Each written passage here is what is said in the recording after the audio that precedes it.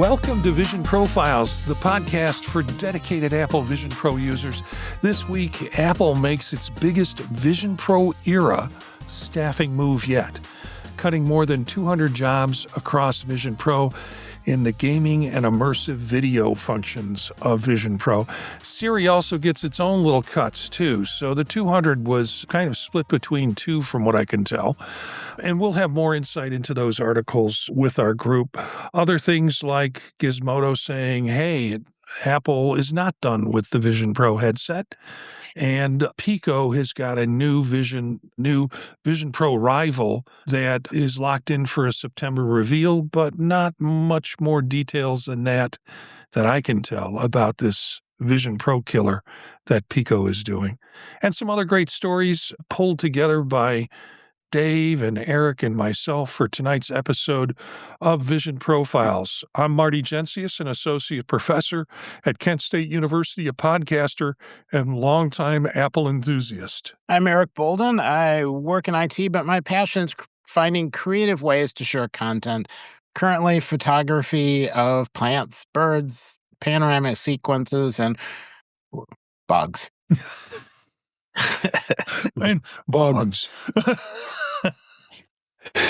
I'm Dave Ginsburg, host of the In Touch with iOS podcast, IT professional, and iPhone subject matter expert. I'm continually discovering the new ways the Apple Vision Pro is shaping the future of computing. And you can follow the YouTube live stream here on Monday nights at 9 p.m. Eastern time. And that, will keep you up to date with all the chatter that's going in the chat room. And we'd love to have you joining us live.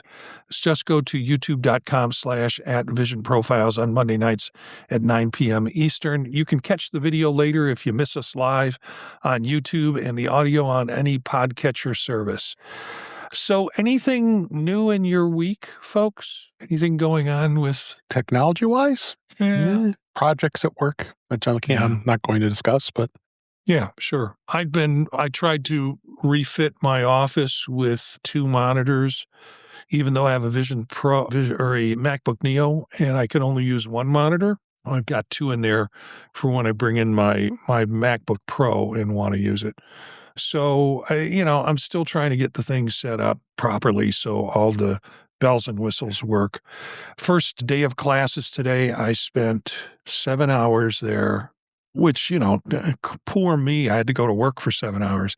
But it was all the other stuff that goes in with it in terms of class prep, the new system that we have for classroom management, questions from students. But I wound up teaching for about 6 of those 7.5 hours, and my voice is showing it tonight. So if I sound a little hoarse, that's what Monday nights are going to be like for a while, I think.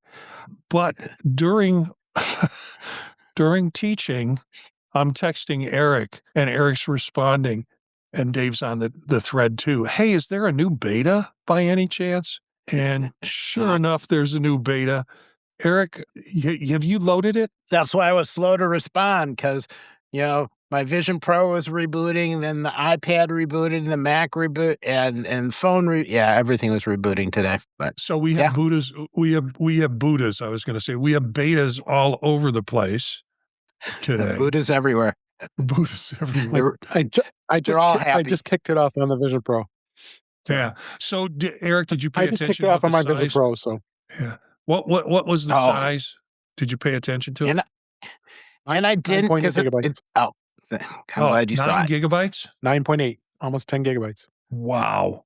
The last one was like 700 megabytes. But size doesn't matter. That's what I've heard all my life. Not me. Okay. Boy. So it surprises me it was that large in terms of, I've heard that all my life too. Eric's doing a spit take. You got to be on the video to see that. I don't know where this is coming from. Maybe it's just I'm tired and my mind is kind of free floating. You're slap happy. Yeah. So anyways, I did some running when I got home to try and find out differences between the Beta 6 and what the Beta 7 brings. And only 3 things actually changed. And it's the same kind of change. A known issue from Beta 6 gets fixed in Beta 7. And those 3 areas where apps could crash on data-heavy items is now fixed. In Beta 7, certain built-in apps, shortcuts, the kind that let the SAI or shortcuts interact, those kind of things with notes and photos, had a hidden ceiling that they didn't know about, but they found it and fixed it. And we should not be seeing those kinds of things because Beta 7 patches that. The second thing, enterprise device setup was failing. It's now fixed. IT departments that use Apple device management tools to remotely configure or enroll a fleet of Vision Pros. A fleet of Vision Pros. Wow. And they're all in the Strait of Hormuz, the fleet of Vision Pros. We're hitting a wall. New security certificates wouldn't issue. New device enrollments failed outright. That's fixed in Beta 7. Not something any home user would be too interested in, but enterprise users might be. And schools. I think if they have a fleet of them at schools, hospitals, or companies, they would be interested in knowing that's fixed in Beta 7. And then finally, an App Store test purchase quirk is now fixed. This is one developer's testing plumbing, where developers tested a free trial style offer in their sandbox environment. The system was slow to reset the trial offer between tests. That's now fixed in Beta 7. Purely a developer issue, tools issue, and again, not impacting general users. The general takeaway is Beta 7 isn't adding anything new to about talk or talk about features. We knew that this is where we're getting to the final version, hopefully, and we'll see. Dave, do you have any comments, particularly anything with the Enterprise? And I'm talking about not Star Trek, but this is the Starship Enterprise. No, I don't think. I mean, I don't work with Vision Pros when it comes to enterprise, but as far as that goes, that makes sense. I could see there be a bug, especially when you're doing the deployment tools that are out there that are used. They're Apple's deployment tools. So, but yeah, there's not much I can comment on since I don't do that. Okay. Then let's go on to the big story of the week.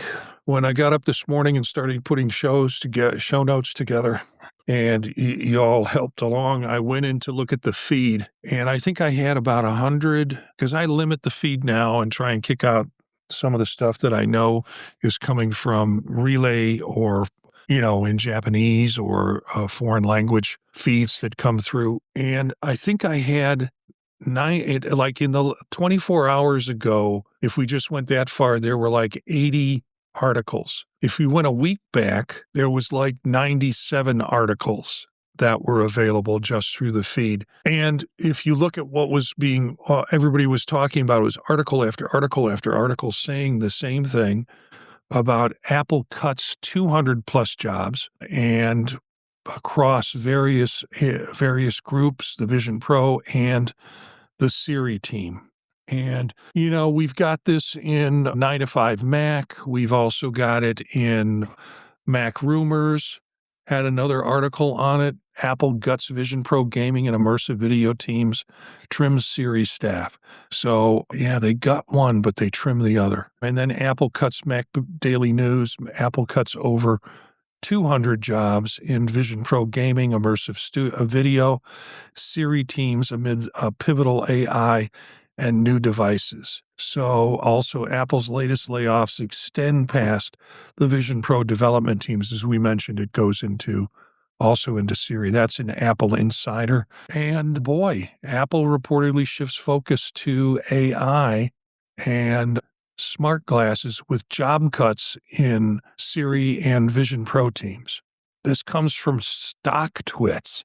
I don't think I've ever covered an article from StockTwits, but when that shows up in the feed, and this takes a little bit of a pricing or a stock look at it, so it's an interesting article in that sense. But when that comes up, you wanna check out what StockTwits has to say about Apple Vision Pro. And then I think, this is the last article, and it is, despite flopping hard twice, Apple may not be done with Vision Pro yet. So they're still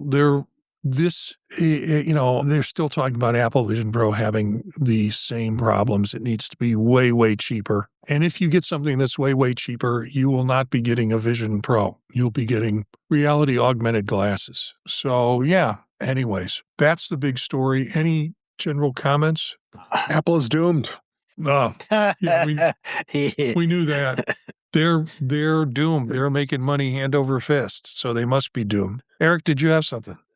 Yeah, so there's a couple of things. One, Apple isn't the only one that can create an immersive video now. There are other examples, BBC and a bunch of independent projects, even some apps that are distributing them. How you get the immersive video to users is a little bit more complicated, but the ability exists, the technology exists. Changing how stadiums are shooting teams, they're working on that. So I don't think that the team had to be kept. It'd be nice if they still had them, but I kind of understand it. If they truly are refocusing on glasses, the places where they've cut back are areas where the glasses aren't going to be able to benefit from that material. So there are going to be a couple of years where, we'll find out what can you do if you're not watching something immersively, and are you happy with it? And I'm glad I've got the Vision Pro, and everyone else is too. And the fact that they're likely to come out with an upgraded version of it, there are some mentions of new technologies to make it less expensive and not have quite so many processors. That's fine. You do the glasses for a little bit, add that technology, come back later when it's easier to get chips and easier to get memory, and everybody else has had time to produce content and bring it back. Yeah. Dave, anything else? No, I think Eric covered it. That was good coverage.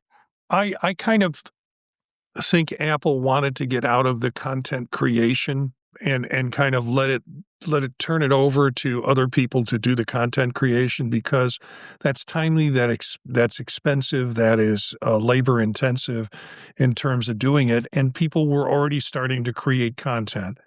So I don't think Apple wanted to necessarily be seen as the person that had the expectation, or the group that had the expectation they had to come out with new content every month that was immersive, that was some form of life or some place that they were shooting that they had chosen to do, versus letting the market kind of handle that. And as Eric said, there have been some places where people are dropping spatial videos and you can get your content through them.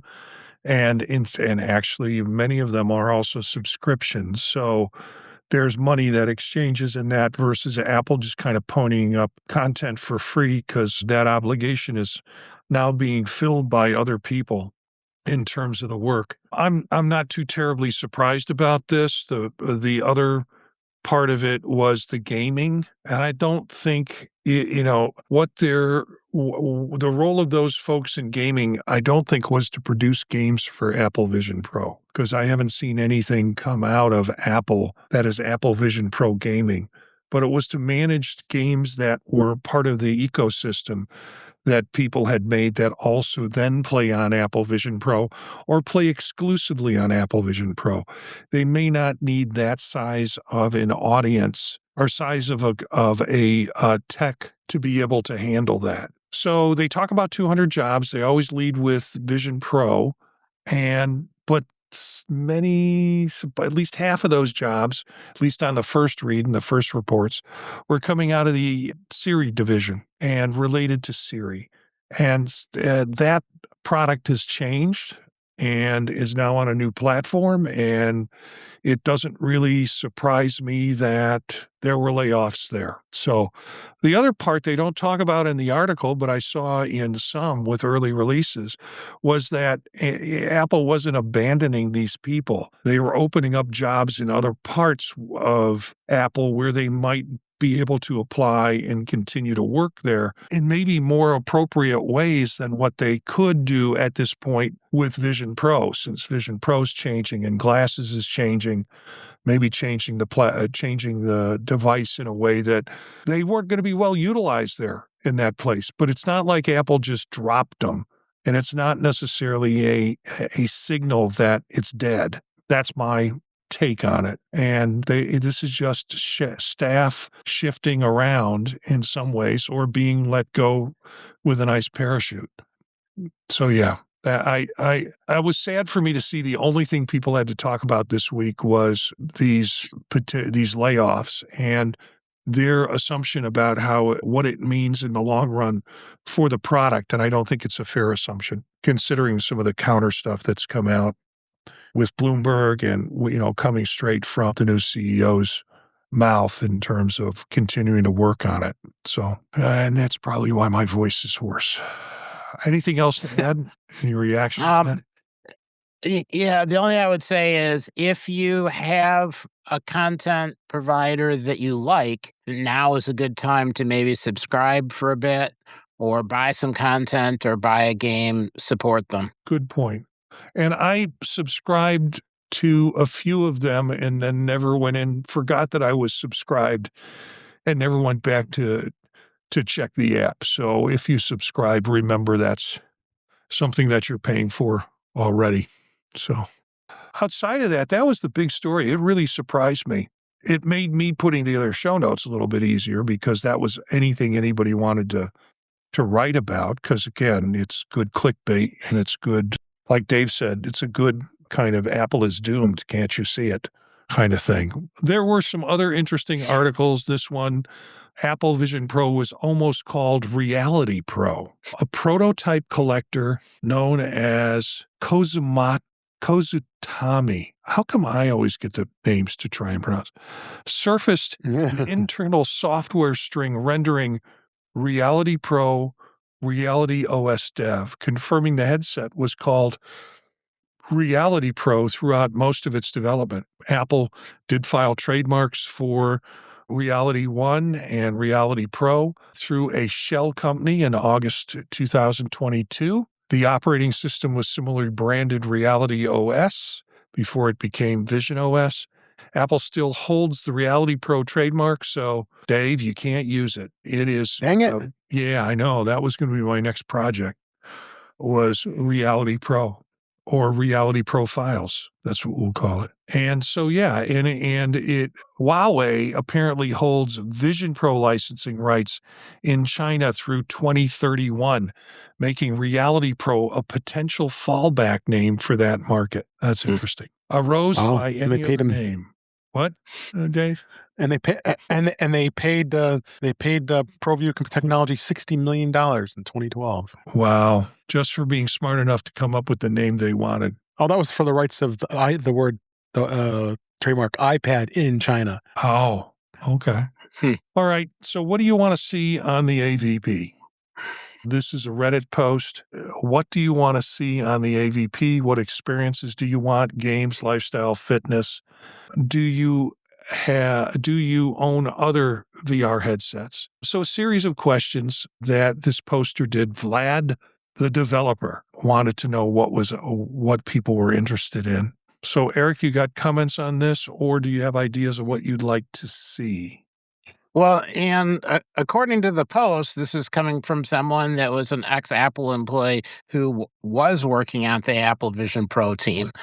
Oh. So feedback might be kind of interesting. There's some hints that maybe if there's enough feedback, a group of them might get together and try something. I think that would be kind of cool.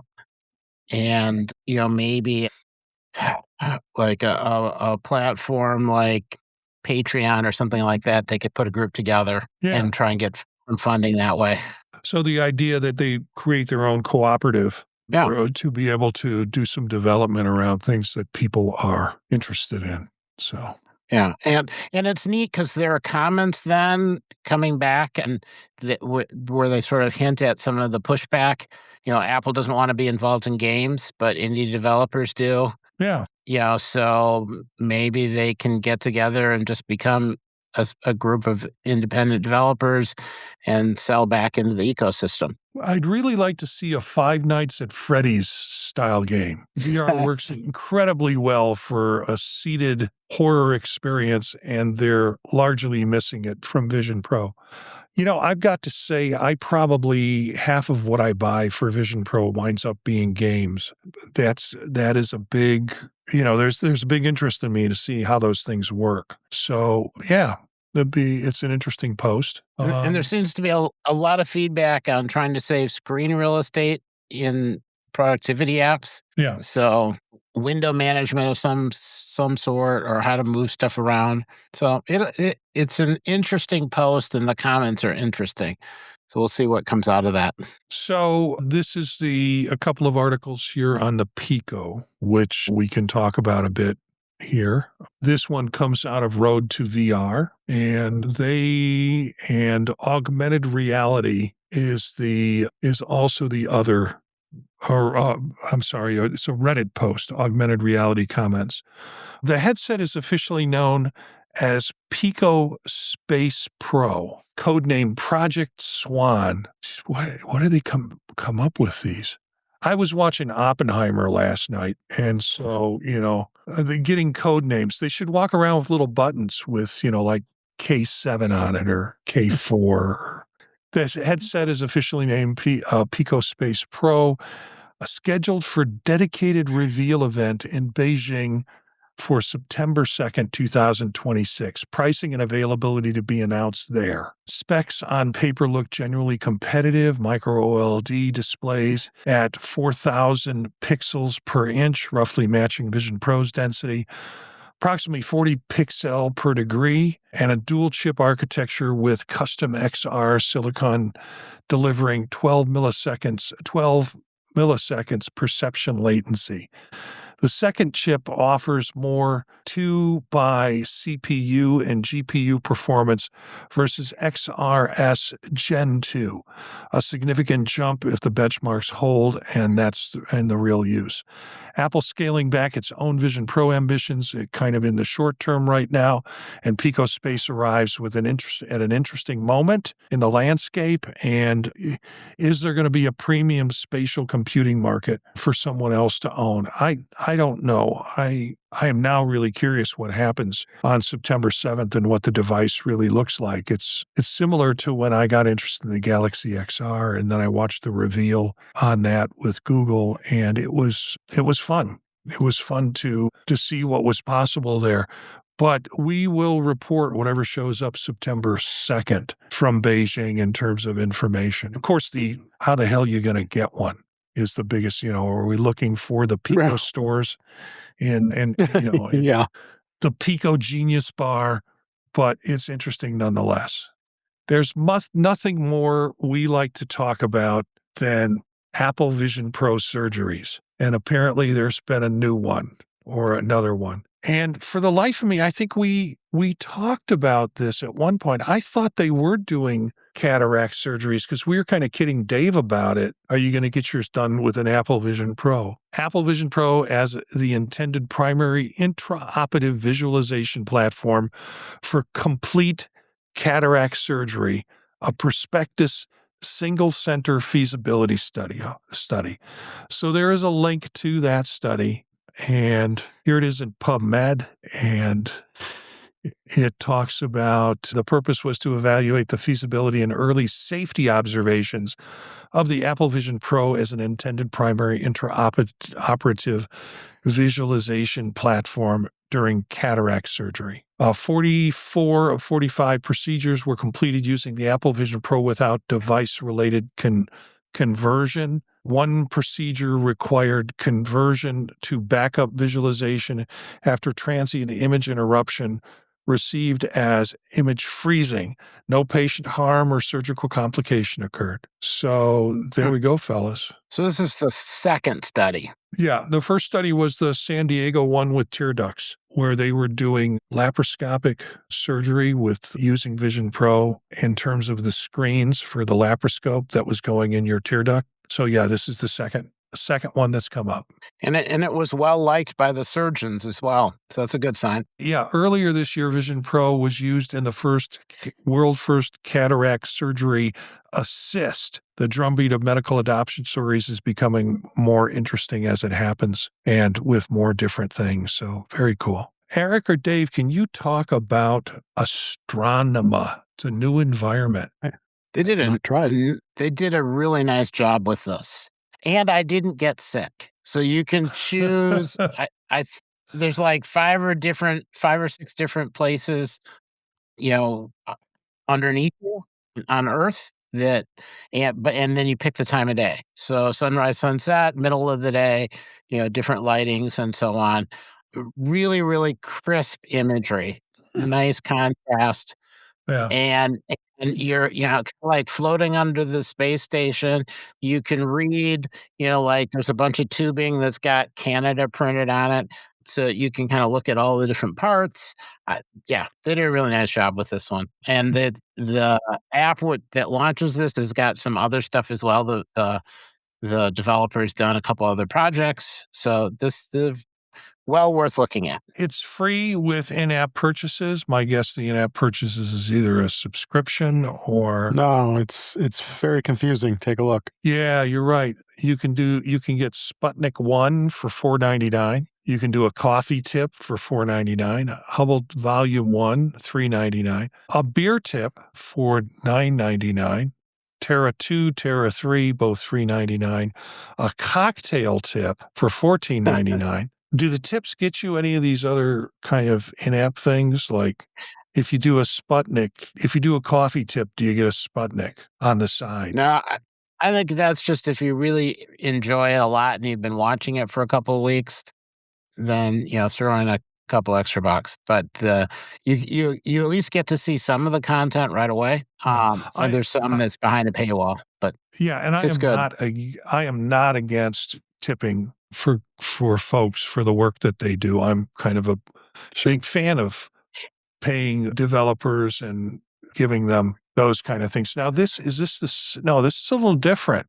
This is panoramas. And while I was paying attention to my class and checking my email at the same time, I saw that some stuff came up with panoramas. So we might want to give that a good look at. Sharing panoramas created high-resolution AI for custom environments based on my tastes. And I can't get this enlarged. I think there's a Google Drive that has a bunch of them. Yeah, I'm looking at it now. There's a bunch of PNG files. So you can download them, and then when you download them, you can use them as environments or backgrounds or whatever. You might be able to do it on Mac or other devices, I would think. Yeah, you should be able to see it on anything, but on the Vision Pro, you can kind of really sink into it as a background. It's kind of cool. Yeah, and then some interesting stuff in here. This led me to think, are there subreddits dedicated to panoramas? And lo and behold, there are some links in there for subreddits and some other suggestions. I did see that I did open up the Google Drive link and saw all the listing of stuff, but I didn't download them at the time or take a look at them, but they look really pretty. I just downloaded one of them. They look pretty good. Yeah, it's a little like the interior ones that are these really posh kind of looking houses with lots of glass. It's sort of like, who cleans the glass? You're in the middle of the forest. That glass has got to get dirty. So Which is why you use it in the Vision Pro, because it is never dirty. It's just as clean as the first day you set it up as a background. Yeah, and it's kind of sad because there's nobody sitting in the house. It's just, nobody's filling up the chairs in this. I don't know what to tell you. And then we've got 2 more. My idea is Reddit should launch a native Vision Pro app that lets us share spatial memories. That's interesting. I'd love to see Reddit create a genuine native Apple Vision Pro app that rather than relying on the iPad compatibility version. This should be a real Vision Pro app, not simply a stretched iPad interface. Reddit could become one of the best social platforms for spatial media if it supports the format early and gives communities the tools it needs to use it properly. We had some really good apps on Reddit that would run Reddit, and then they kicked the guy off. for making a Reddit viewer with it. And he went on to do some other work. I forget who the guy's name was, but he went on to do some other work and then just kind of quietly said, from what I could tell, I'm getting out of here. And he hasn't surfaced again. But I don't think Reddit has any. I would love this because I'm a heavy Reddit reader and it would give me another platform to be able to do that on. But I don't think Reddit's in any rush to get a Vision Pro app and how that is functional. And frankly, the app that they have, which I occasionally go in through web to read when I'm sitting here at my desktop, is horrible. It's just horrible. And yeah, I don't get it. Any other reactions to this, guys? No, you're seeing a lot of platforms like this just not ready to do a dedicated Vision Pro app, visionOS app, because the same thing with any of these apps. They'll just use the iPad version, and it's not the same experience, but it works. But but there are, and then we have apps that are visionOS only, so yeah. Eric, I need some, and or Dave, I need some help on this. Can I load iPad apps on my Vision Pro? Yes. If they're not, but what if they're not in the Vision Pro App Store? They should be, because they pick up as iPad apps. Yeah, the developer can make it so that their iPad apps are not allowed to open on the Vision Pro. Right. They could turn that off. In that case, there's not anything you can do about it. But in every other case, you should be able to just download it. Because we have a mutual friend who's created one, and when I go to look at it, I see no Vision Pro emblem on it. And when I search for it in the Vision Pro store, it doesn't seem to come up. Is that person who I'm thinking it is? Yeah. And as part of that, I wonder if there's something that needs to be switched on by the developer, because their reaction was to say, well, it's an iPad app. iPad apps play in Vision Pro. Yeah, but if I can't find it, it doesn't do me any good. And I did a test pilot with it. And test pilot might be different because I'm going into test pilot and pulling it in. But now that it's out of test pilot, it's not showing up in a search on Vision Pro. And I suspect it's only there if they have set the designator so it gets a little icon in the store, and they don't have that. Simple email to the developer just to check to see is probably what I would do. I'll even do otherwise, it. Yeah. I mean, otherwise open it up in the store on an iPad and then copy the link for the app directly and send that to your Vision Pro and see if you can get it to just download it. Yeah. The assumption is that from the developer is, I didn't think I needed to do that, or I don't need to do that. It's an iPad app. Just open it up. And if it's been around for too long, like it hasn't been updated recently, that will block it too. Yeah, I don't know how old the app is. No, this recent. Is like a couple of weeks old before it got released in the Does this have to be a secret? I don't understand. Well, I'm just... Send me the link again and I'll take a peek. I had that question, and so I wanted you guys to make sure that I wasn't going nuts, because I have said to the developer, no, there's something else you got to do to make it show up. There's a button. There's something that turns on that little ghost. We have a comment. Yeah. This is immersive. This comes from immersive. There is a button that you have to check, or when uploading your app to the App Store, it's kind of hidden. It asks to make this app available for Vision Pro. Thank you very much for that. There you go. I bet she didn't do it. Yeah, and Craig from earlier, that kind of discussion, Reddit booted off several iOS clients a few years ago and then didn't replace it with anything good. I mean, their app is fine, but it's not like it's taking away from their views going through a different app, but they wanted to have that data for them. So thanks for those comments, both immersive video enthusiasts and Craig, for those comments.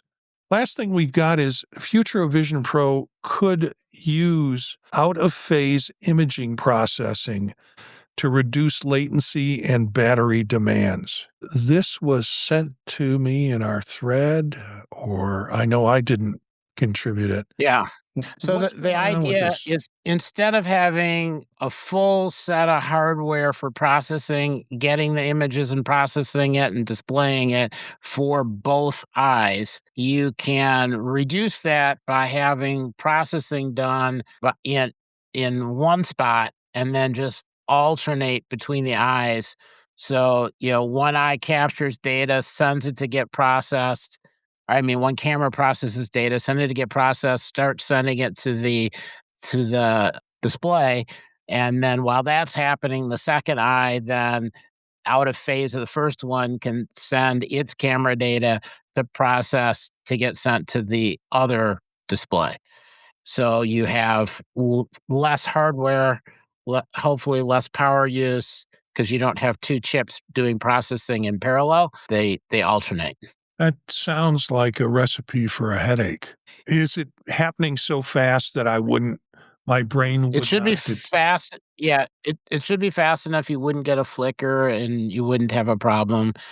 Remember on TVs, they used to have scan lines? Yeah. And you get like every other, and people could watch TV without it. And now I don't think it's gonna be as bad as scan lines, but the idea is that you would start doing some work, send it to the display, start doing work on the other one, send it to the display, and then just alternate and keep moving back and forth. And as long as it's happening at twice the rate as the frame rate of the video going to the display, you're fine. Yeah, and when it didn't work right, Dad would throw the remote at the television and curse.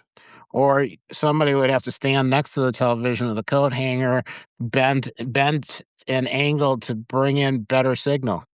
Oh, Yeah. wait, no, that was just me. But No, and The then old the days. UHF dial that you would have to turn, you'd have to kind of like, it was really kind of between clicks, but you'd kind of push it in one direction and it would solve the problem. Yeah, yeah, yeah. Boy, that brings back fun times. No, you had to put aluminum foil on. That's the way to do it. Yeah. Yeah. So the end result is potentially a significantly lower component cost for future Vision Pro with slightly less weight. I shouldn't kid my family about those kind of bizarre things they did to get TV reception. As far as my dad was concerned, this was like engineering. He was a mechanical engineer, so it's Yeah. not it's engineering. And I remember even taking the coat hanger wire and bending it, but because it was coated in lacquer, taking like a Brillo pad to scrub the lacquer off. Scrub that off. Somehow Yeah. help with the aluminum foil connection being a better, yeah, wow. Yeah. That's it for tonight. That's all we've got in terms of articles and potential apps for you to look at. So, yeah. Wow. Hopefully Apple will still be around next week and Vision Pro will still be there given the doom and gloom. But let's go ahead and find out where we can find these folks. Eric? I can be found Mastodon at EA Bolden at mas.to. Sunday nights on the Neo Notebook. Mondays, of course, here on Vision Profiles. Tuesdays on Mac Voices Live. And rounding out the week nicely with In Touch with iOS. Find me on intouchwithios.com. That's my website for the podcast, and youtube.com/intouchwithios for our live streaming and videos. You'll find me on Neo Notebook on Sundays, here on Vision Profiles Mondays. Tuesday nights, we're back on Mac Voices Live. Record In Touch with iOS on Thursdays, and then the Tech Hangout, when I'm available, on Fridays, as well as social media, is at Dave Ginsburg on both Mastodon and Blue Sky. Yeah, I had a student request, someone who's co-teaching with me this class, say today, hey, we should meet like every other week at least, maybe not every week, but how about Friday mornings? And I kind of said, no, I'm sorry. I know it's my job, but it's the Tech Hangout. So I'm kind of, we do have a dean's meeting beforehand, then I come home, then I Tech Hangout with Dave and Ben and Patrice and Jeff and whoever else can join which is a lot of fun. I'm on the same places these folks have talked about. Glad to have them and be part of the group with them on all these places. You can find out different projects that I do at thepodtalk.net. I've got a few shows. I've got a 15-minute bite that I need to get out. I've got a Gear Up and Go that I did with my son this weekend that I need to produce and get out. It's just everything has fallen in the last couple of days. And then this morning, I did a Fade to Chat with Cindy on The Thin Man. And we did a review on The Thin Man. I'll be doing a one scene, which is 10 minutes on the psychology of The Thin Man. And particularly, we're going to talk about the relationship, the marriage between Nick and Nora in the Thin Man series. And next week, we will be doing an episode on The Wizard of Oz. So we're off to see the wizard. And Cindy was inspired. Don't pay attention to that man behind the curtain. Yeah. Yes. Cindy was inspired because she went out and saw it in the Eye. You know, she was out in Vegas and went and saw the Sphere. The Wizard of Oz, Sphere. which is the Sphere or whatever you call it. Yeah. And so she's like, let's do The Wizard of Oz. So we're going to do that next week. Guess they're still showing it there. So thanks to Immersive Video Enthusiasts for joining us. Great to have you here. And one of the first times I think I've seen them in the chat room. We have Craig Allenbach, who's been kind of a regular. We've also had Bobcat News, Boca Raton High show up in the chat room and say hi to everybody. So that's very cool. So thank you, folks, for joining the group tonight and being along with us. That's pretty much it for the show. If you enjoyed the show, please subscribe, leave a review, send us an email at the podtalknetwork@gmail.com, and just kind of keep up with us and see what's going on with Vision Pro as we cover the week's news and the latest releases that happen on the show every Monday night at 9 p.m. Eastern Time at youtube.com/@visionprofiles. You can grab the audio version, whatever podcast you listen to. And until next week, keep your Vision Pro charged and your spatial curiosity sharp.